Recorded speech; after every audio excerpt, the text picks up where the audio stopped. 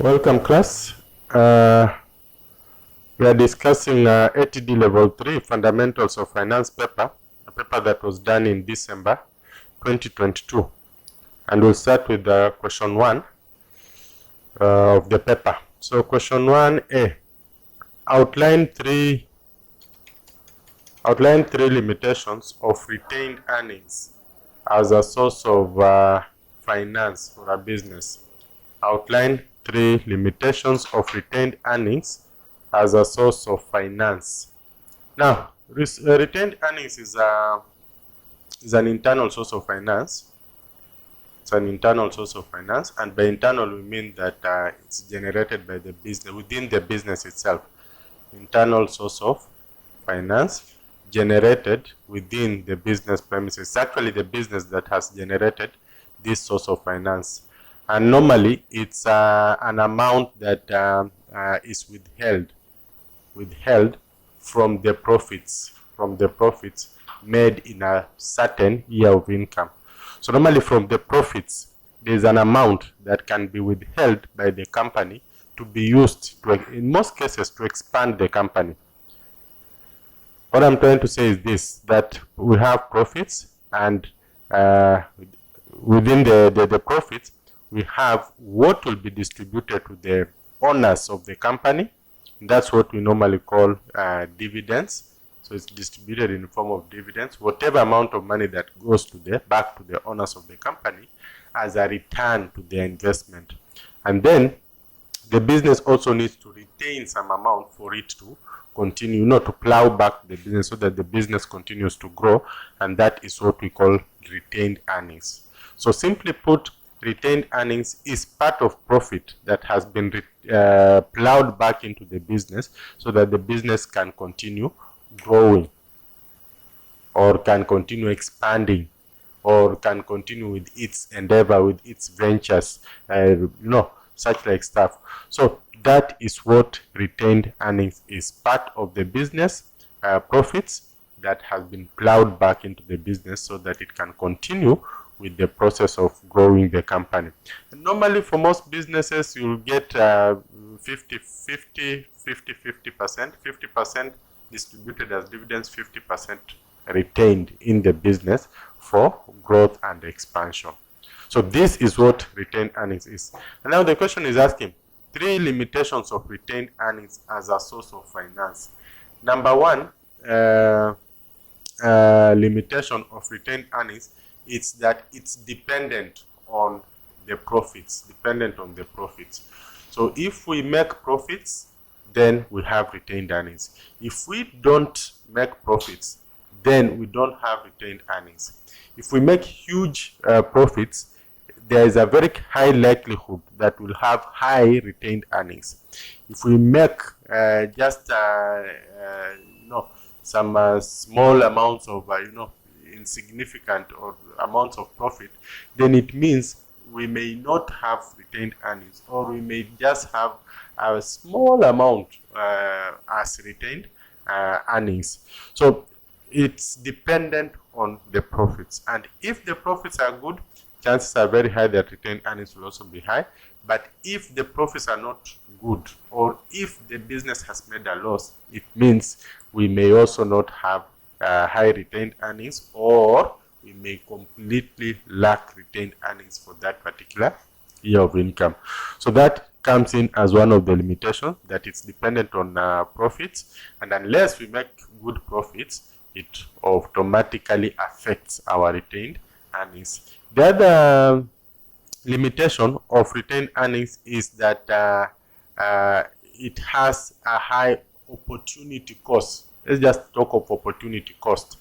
That the opportunity cost is what you lose as a result of accepting something. You lose something as a result of accepting. There's something that you are going to basically suffer, or for the forbearance as a result of accepting another one. You may not have two options at the same time.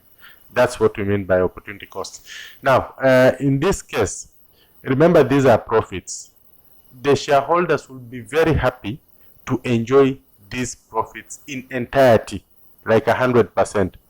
But because of this element called retained earnings, it means that the shareholders will not enjoy profits in entirety, but instead some of the money will go back to the business in form of retained earnings, and they will only share a small fraction that is remaining in terms of dividend distribution.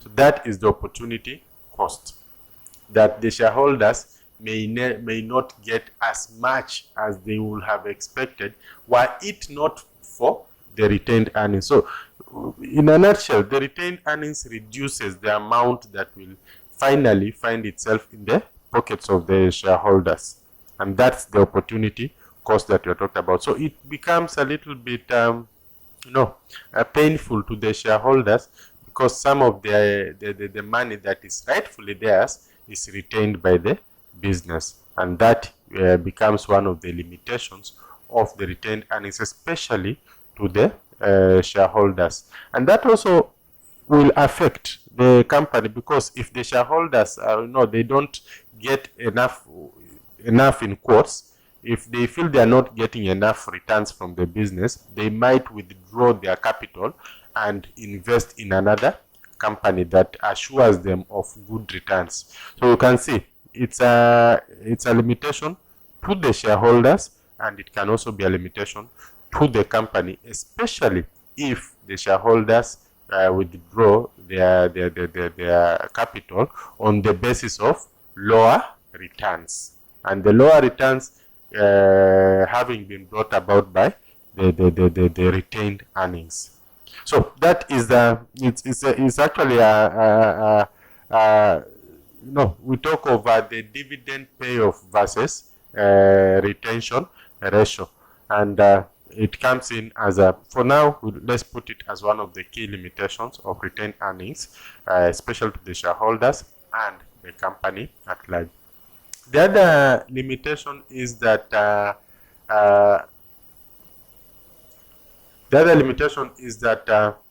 it might lead to poor utilization of the credit facilities. Now, most companies will have, we talk of the hard capital and the soft capital. And in finance, we say there is an amount of capital that you can actually access, and there's this amount of capital that is not yours. There's an amount of capital that belongs to you, the real hard cash that you have, and then you can also access some amount of money that doesn't really belong to you.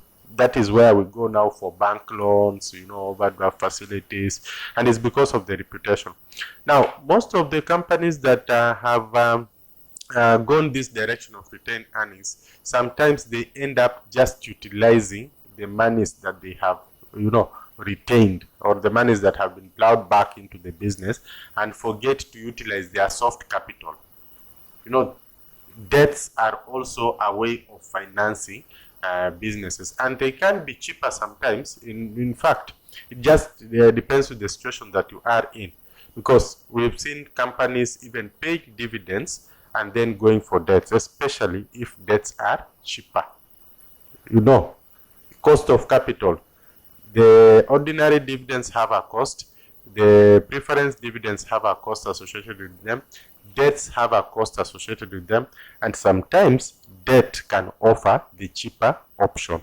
So in such like cases, in fact, even the retained earnings now will have a cost. So it calls for a very good computation of the cost of capital, and that can lead you to utilize your soft capital. Soft capital, I mean the debts. You can go for loans, you can go for overdrafts if they prove to be a cheaper way of finance. But of course, if you have huge retained earnings, again, chances for you reaching out to this financial institution for loans becomes almost zero, because you have the capital with you that you require. So what you are saying here as a limitation is that you may not utilize your soft capital, the capital that you really don't have. and that in some way also might not lead you to maximizing your opportunities. Then we also talk of sometimes it takes, actually it's a slow way of building capital. It's a slow way of building capital, because in most cases it happens on a yearly basis, and we've said that it's dependent on profits, and it's just a fraction of the profit. It's not the entire profit. So it means every year we are just getting a small fraction of the profit, a small fraction of the profit. So we may not really get to to have enough resources within the desired timelines to maximize our opportunities or to tap our opportunities if we are dependent on this source of finance. The best is to also combine with other sources of finance. So I think the point here is it takes time for us to build this source of finance, because it comes in slow, or in low doses. Every year we just get a fraction, like 20%, a fraction of the profit, like 20%, like 30%, and that may not be sufficient to help an organization or a business to cover all its financial expenditures and desires. I think the best way to put it is slow capital accumulation. Slow capital accumulation as one of the limitations.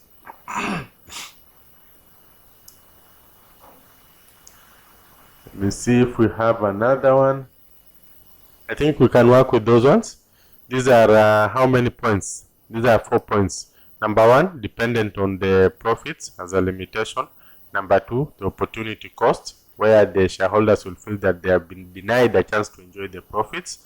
And then number 3, poor utilization of credit facilities, especially if you're just looking at retained earnings as the source of finance. And number 4, it takes time to build that particular source of finance, low capital accumulation or build up. So those, just pick any 3 from this and will be good to go with this particular question. Then the second part of this question, that is question 1b, explain 3 non-financial goals of a firm. Explain 3 non-financial goals of a firm. So number 1, non-financial goal of a firm. These are goals that are not related to finances, and number 1 will basically talk of the social corporate responsibility. Very common. It's expected that firms should also be involved in the social corporate responsibilities. Sorry, there's a looks like there's something here. Let me just correct it.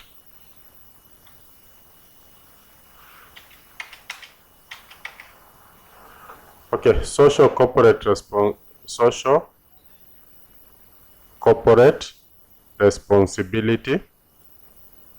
This is where the firm is involved in other things that basically will ensure that the business has a good reputation, a good image, and it assures also the business of that good relationship with all the stakeholders. Basically, it's a way of appreciating the stakeholders and ensuring that they play their role one way or the other in the organization. The business depends on them. The business empowers them while they also help the business. So CSR is just a way of the business appreciating the stakeholders. And when we talk about stakeholders, we have the community, we have the society at large, we have the anybody who has an interest in the business. The business should have a way of at least coming back to appreciate them for playing their role in supporting that business. That is what CSR is all about. And CSR is basically has long-term benefits to the organization. It has long-term benefits to the organization, as opposed to just a business concentrating on the financial goals, which in most cases has been considered short-term goals, short-term, not as long-term as the CSR activities. So apart from just pursuing the financial goals, the business can also go for the non-financial goals, and one of the non-financial goals is corporate social responsibility, just giving back to the society or appreciating the society and the stakeholders at large for allowing that conducive environment for the business to thrive. And then we also have another non-financial goal, which is employee development and well-being. Employee development and well-being. Though this one, employee development and well-being, this is just taking care of your employees' welfare situation. Though this one can also be argued to belong here in CSR. CSR today has been expanded, and it's not just about giving back to the community alone. It's about taking care of all the stakeholders' interests, and possibly that's where employee development and well-being will now come in.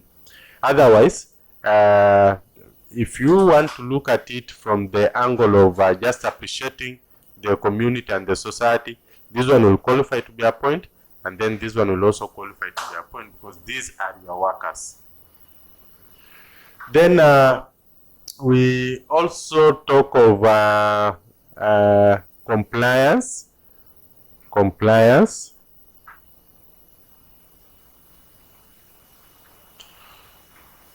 And just to, I think let's just talk of governance. Governance is a term that is gaining a lot of acceptance, and in governance we talk about compliance. It's a non-financial goal that every business must comply, and by complying, basically it allows the business continuity, it assures continuity to the business. So we talk of compliance. We also talk of things like risk management. We talk of things like systems in place, processes. At the end of the day, we are talking about a governance system. A good governance system assures the business of its continuity, the going concern. It assures the business that it will be there tomorrow, it will be there the other day, it will be there the other year, and it will stay for as long as it takes, if we have good governance systems. So one of the non-financial goals of any firm, again, is to ensure that it has very well developed governance system. So we are talking about governance system, we are talking about CSR, corporate social responsibility, we are talking about employee development and well-being, and that one is basically to increase on the productivity of the employees. And then we also have something to do with the competitive advantage. This is also an financial goal of any firm, that it has an upper hand when it comes to competition. Of course, if you have an upper hand when it comes to competition, it makes your hustle easier in terms of reaching the desired objectives, as opposed to if you don't have that competitive edge. So competitive advantage is also one of the non-financial goals. Any firm will wish to have that competitive advantage, which will make it easily achieve its goals and hence the vision. So how many points are this? Let's work with competitive advantage. We go with corporate social responsibility. We go with employee welfare. We go with governance, where we are talking about compliance. we are talking about risk management, and we are talking about efficient and effective systems in place. Those are very key non-financial goals, which eventually will translate to the financial, or will support the financial goals. You can pick any 3 of these 4 and will be good to go. Then the next question, 1C. HECO Limited has the following capital structure which is considered optimal. So debt is 1,000 shillings per value. Total is 300,000. Okay, I will ignore the zeros. They have been restricted. Then preference shares per value is 100, and this is ordinary shares. Ordinary shares per value is 100, totaling to 720,000. Additional information: the investors of HECO Limited expect earnings and dividends to grow at a constant rate of 9% in the future. To grow at a constant rate of 9% in the future. The company has just paid ordinary shareholders dividend of 4.2 shillings per share. Number 3, the current market price of ordinary shares of HECO Limited is 80 shillings each. Number 4, the firm will incur a flotation cost of 4 shillings per share to issue new shares. Number 5, new preference shares can be sold at 105 shillings per share with a dividend of 11 shillings per share and a flotation cost of 10 shillings per share. Number 6, the company will issue debenture under the following terms. So we have the coupon rate 12% per annum, discount 30 shillings per debenture, flotation cost 20 shillings per debenture, the par value is 1,000 shillings, maturity period is 10 years. The corporate tax rate is 30%.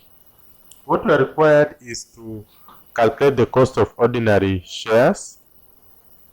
Calculate the cost of ordinary shares. So we'll start right from there, the cost of ordinary shares, and then we proceed with the remaining bits of the question. So for ordinary shares, how do we calculate the cost of ordinary share? The cost of ordinary share, the formula is cost of capital for ordinary shares, and you can just talk of KD. KD, in most cases we refer to it as KD.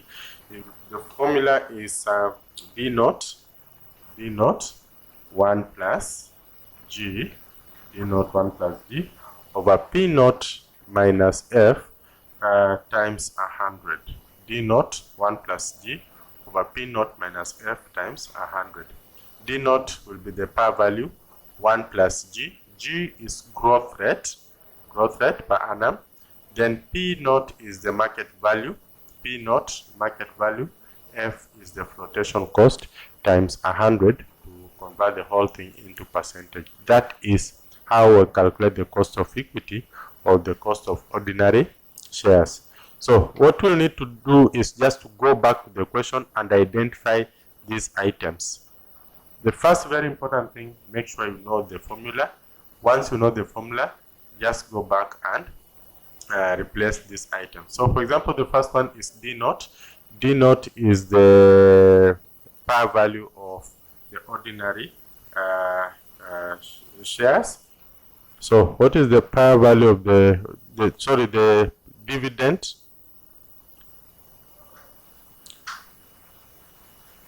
The dividend. D naught is the dividend per share. Sorry for that. Dividend per share. So we simply come back here and we look for dividend per share. The investment of HECO expected dividends to grow at a rate of 9%. So this will be our G. This will be our G. The company has just paid ordinary shareholders dividends of 4.2. So this will be our D naught, dividends of 4.2 per share. D naught will be 4.2. That is shillings per share. The dividend, ordinary dividend paid per share, D naught 4.2. And then the current market price of ordinary shares is 80. So market price, that will be our P naught. So P naught is 80. This is our P naught. So P naught, D naught, then G. And then the firm will incur flotation cost of 4 shillings per share to issue new shares. So this will be our F for ordinary shares. Our F, it's the flotation cost. Then new price shares. Okay, this is now this is preference share. This is preference share. So it doesn't have anything to do with the ordinary shares. The company will issue debenture. This is debenture. So this is debenture. Okay. So having said that, let's just come here and replace. And perhaps we can, if we are to use the initials, we can call this. Let's call this cost of debenture KD. Then cost of ordinary, let's call it equity, KE. So KE, equity, KP, preference, KD, cost of debt. Okay, so that means we'll change here to cost of equity or cost of ordinary shares. So this is how the formula will be. So let's replace. So KE will be equal to D naught, which is 4.2, 1 plus 0.09 over P naught, which is 80, minus flotation cost is 4 times 100. So this gives us K is equals to, we'll need to make use of a calculator. Just get one. There we go. So this is 1.09. 1.09 times 4.2. I'm just adding this 1 plus 0.09. It's 1.09 times 4.2. That gives us 4.578. So 4.578 over 76 times 100, like that. So we come back again here. 4.578 divided by 76 times 100 That gives us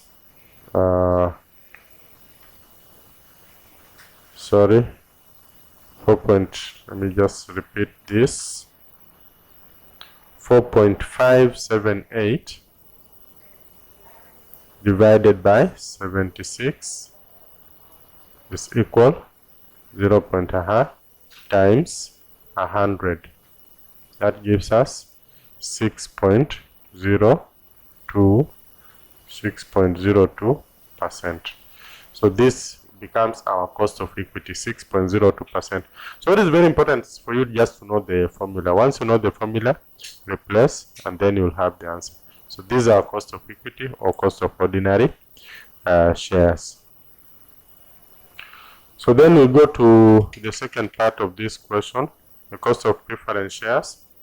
And the cost of preference shares, we've abbreviated it as KP. The formula is P, can call it P1. That is the dividend of the preference share, dividend paid by the preference share, over P naught minus F,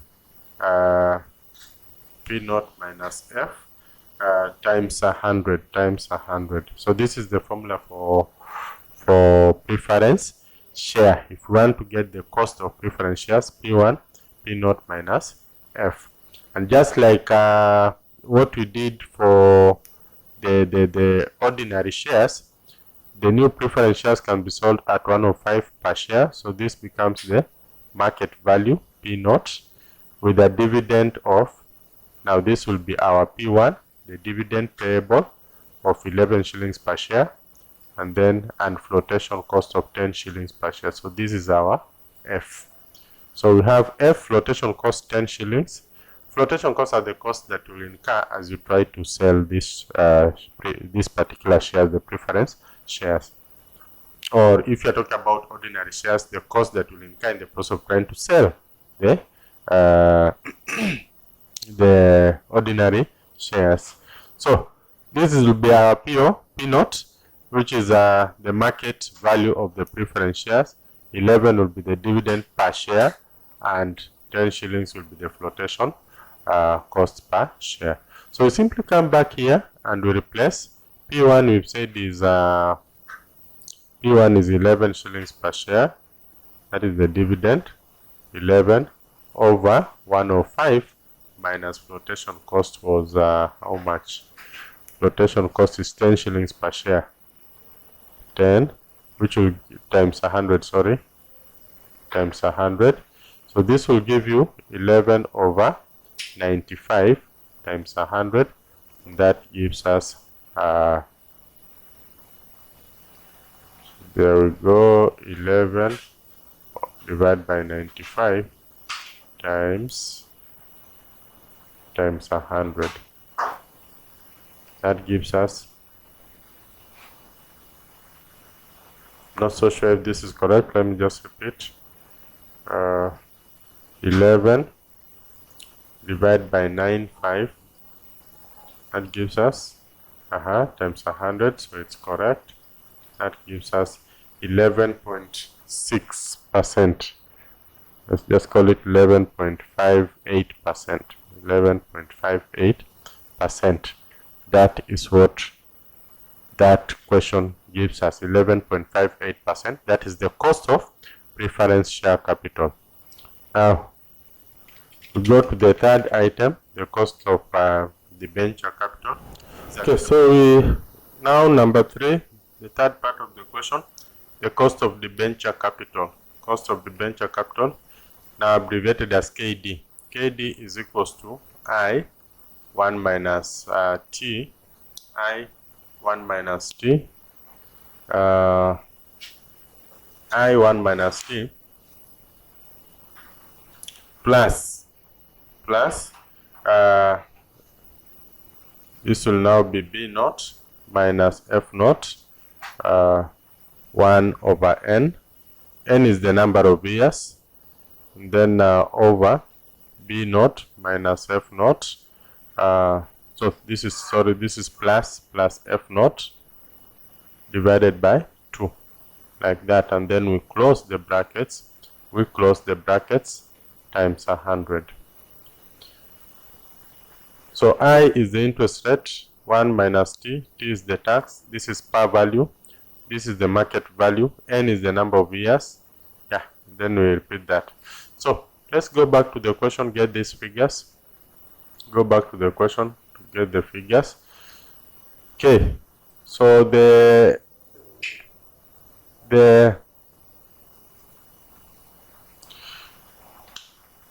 coupon rate is 12% per annum, so this will be our R. This will be our R. Discount rate is 30 per debenture.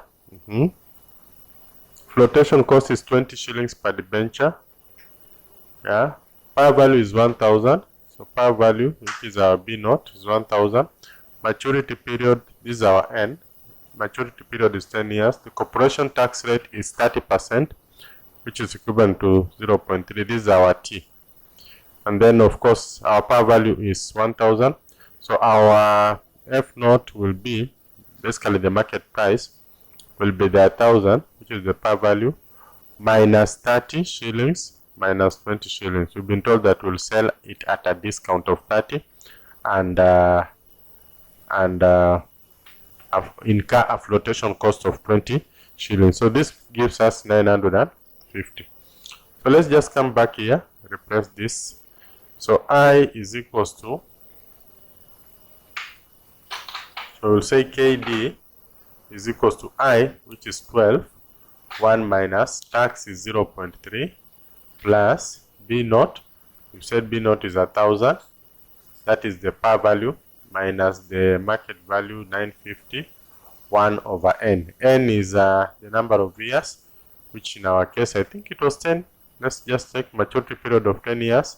So 10, then over B naught again, so this will be 1000 plus 950 over 2. Then the whole thing will be multiplied by 100. So this will give us, this is 0.7. 0.7 times 12 is 8.4 plus, so this will be 50. 50 times 1 over 10, 0 will go, so this is 5 over, this is 1950 divided by 2, 975 times 100 times 100. So that will give us, this is 1.8 plus 5. Okay, let me just make use of the calculator here. That is 13.4, if I'm not wrong. 13.4 divided by 975, that will give us 0.013 times 100, that gives us 1.37. So we can safely call it 1.4, 1.4 or 1.3. Yeah, let's just call it 1.38. I think 1.37. Yeah, let's stick to 1.37. Let's stick to 1.37. So this will be our KD, cost of debt 1.37, cost of preference share 11.58, and cost of equity is 6.02%. Now let's go to the last part of the question, the weighted average cost of capital. I will go with the you can make use of the table, just the formula. So let's just use the table. I find the table easier.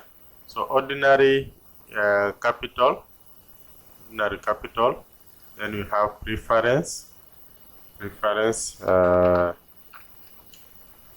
shares, and then we have the debentures, and then we'll have the total. So for ordinary capital, what we have is the figures that we have here are how much. Let's just get this, and we are going to work with the market values. So just make sure that we ordinary shares, we have 720,000 with zeros restricted, but our interest is to get, this is the 720,000, this is the amount based on the par value. But since we are working with the market rates, we'll have to get the number of ordinary shares and then multiply by the market value.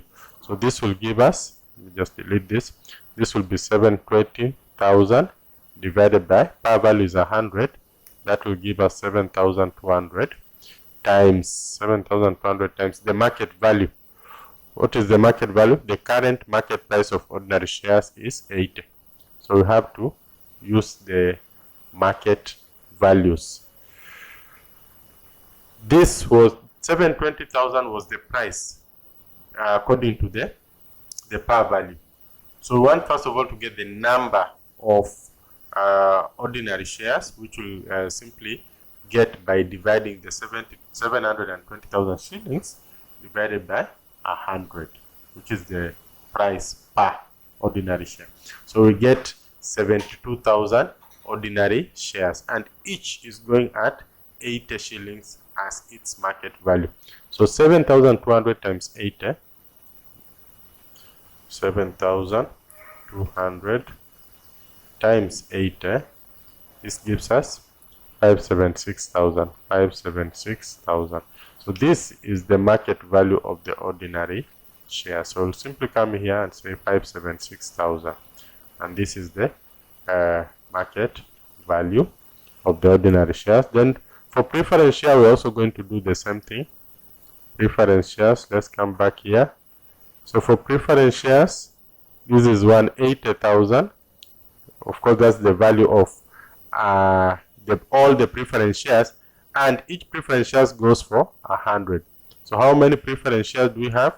1,800. This is divide Then we multiply by the market value of the preference shares. What is the market value of the preference shares? The new preference shares can be sold at 105, 105, and flotation cost of 10 shillings. So let's just work with the 105. 105.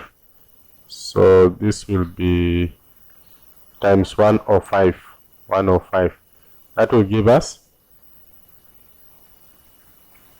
1,800 times 105. That gives us 189,000. So 189,000. So we'll simply come here and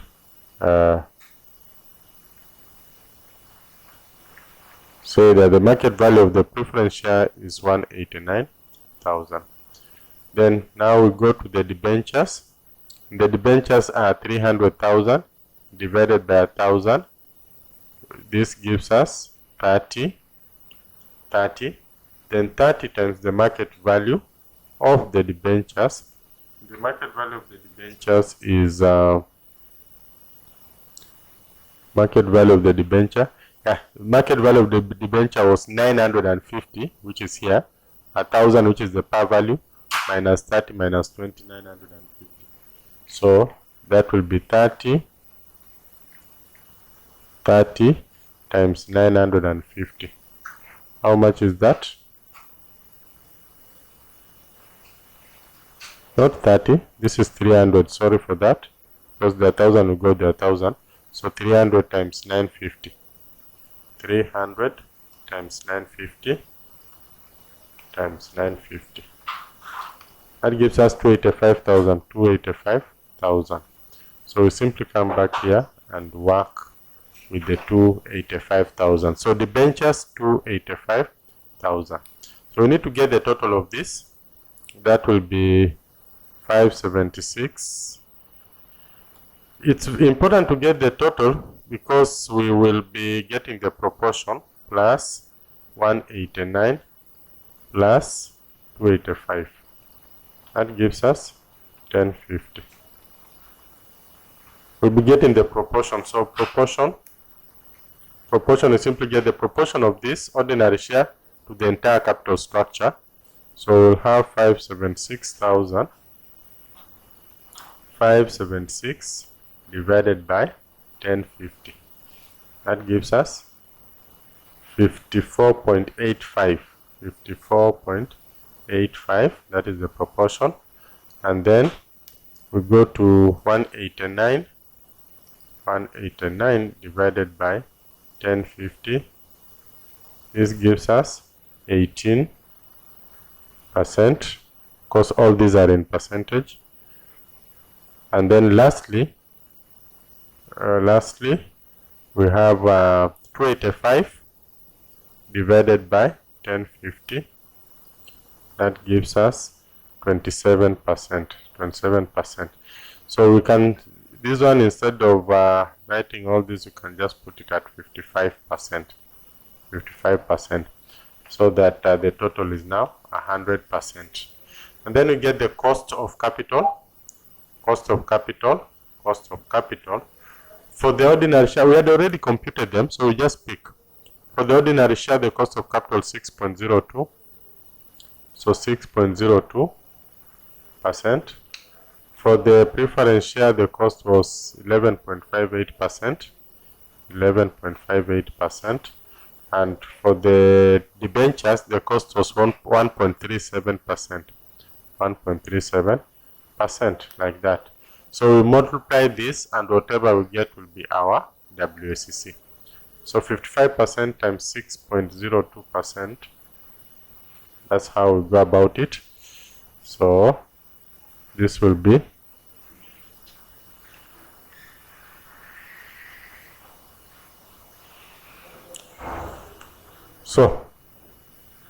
to just an estimate. So we might want to, so this is 0.55 times 0.0602 is equal times 100. That's how we multiply. This will give you 3.31%.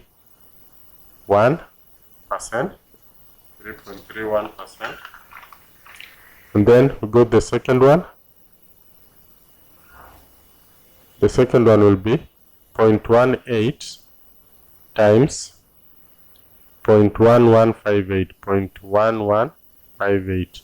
That gives us that times 100, so that we take them into percentage. This is 2.08%. These are percentages again.